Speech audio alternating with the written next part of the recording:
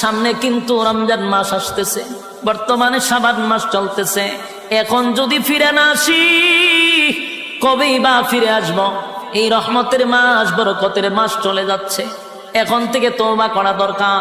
আল্লাহ আপনার হুকুম যা লঙ্ঘন করছি, তাম জিন্দেগির গুনার বোঝা মাথায় লইয়া নজরুলের রহমতের সময় যদি চোখের পানি গুলো ছেড়ে দিয়া কান্দেন আর বলেন, মালিক জীবনের সব গুনার উপরে লজ্জিত, আল্লাহ এতদিন আপনার হুকুম পালন করি নাই, আল্লাহ শয়তানের ওয়াসওয়াসায় পড়ে করছি গো, আপনি মাফ করে দেন।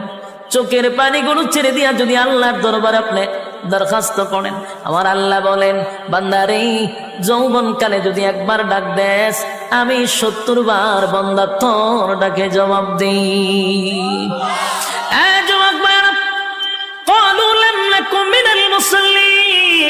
যারা দুনিয়ার জমিনে মুসল্লি ছিল না তারাই তো জাহান্নামী, এক নম্বরে জাহান্নামে যাওয়ার কারণ।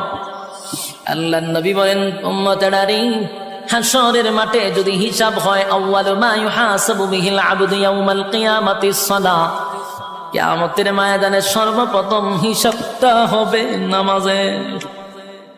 বলুন কিসের? 1 নম্বর হিসাব হবে নামাজ। অথচ আমাদের সমাজের মানুষ নামাজটাকে বড় অবহেলা করে, নামাজ পড়ে না, হেলায় আর খেলায়। জিগাইল হুজুর